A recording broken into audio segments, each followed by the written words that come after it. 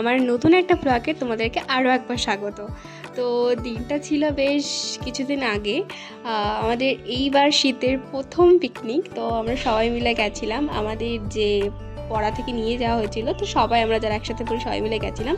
পিকনিকের ডেস্টিনেশন ছিল পাঁচবেড়িয়া। তো আমরা এই যে সকালবেলা ট্রেন ধরে নেমেও গেছি স্টেশনে। কুড়ির মাল 10 করে বিপ্রাজার জল, নতুন জল আমি স্পন্সর করছি এটা। হ্যাঁ, যদি শুভঙ্করটা নিতে চাও কন্ট্যাক্ট করো।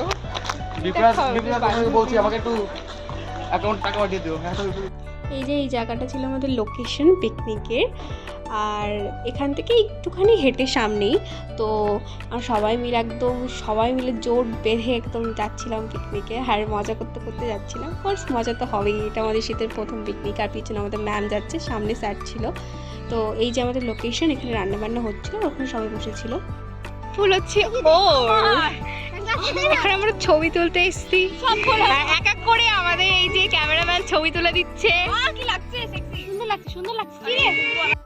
তো ফটো মটো তুলে এসে এই যে আমরা সকালে আমাদের টিফিন দিয়ে দিয়েছিল, তো এইগুলোই আমরা খাচ্ছিলাম। টিফিনে ছিল এই পরোটা, আলুর দম আর মিষ্টি। তো সবাই এখানে আমরা এখন ঘুরতে বেরিয়েছি, আমরা ঘুরতে যাচ্ছি, এক্সপ্লোর করতে যাচ্ছি। ওই যে এখন দাঁড়িয়ে আছি।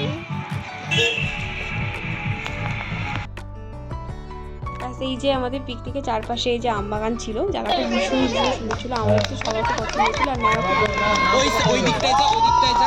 ঠিক আছে।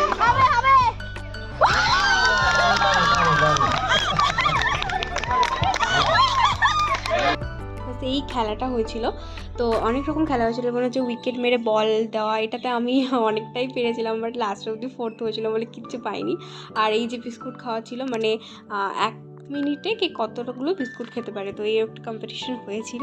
তো ওইখানেও আমি পার্টিসিপেট করেছিলাম, বাট আমার ক্লিপটা নেওয়া হয়নি।